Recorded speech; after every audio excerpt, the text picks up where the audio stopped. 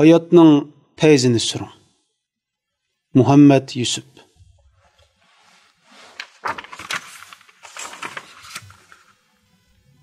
Biz ko'pincha vaqtlarda baxt saodat yenimizda tursimi, xuddi ko'zimizda turgan ko'z aynakni izdigandek uni izlab yuramiz.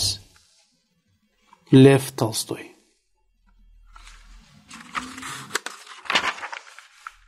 Mundarica. Allah bilan bo'ling. Minnatdorlik mo'jizlarni yaratadi. Yaxshilik yoki yomonlik yanila sizning tanlashingizdir. Kichik ishlardan xo'shal bo'lishni o'rganib oling. Gunohini to'nigan odam yaxshi odamdir. Oilamizni jannatga aylantiraylik.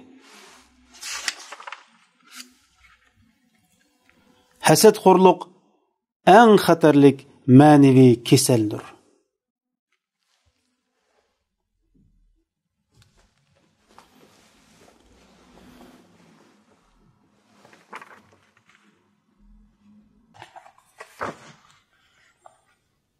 Olimlar hasadni, ya'ni ko'ralmaslikni, baxtsizlikning eng cho'ng sabablaridan biridir deb aytadi.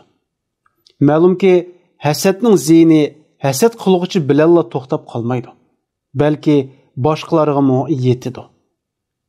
Hasadxo'r o'zining go'shini o'zi titib yeb, azob bilan yashaydi. Boshqalarni ham rohatsiz qiladi.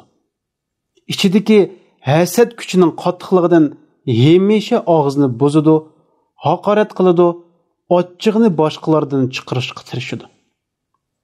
Shunga hasadxo'rni eng baxtsiz odam deyishga bo'ladi.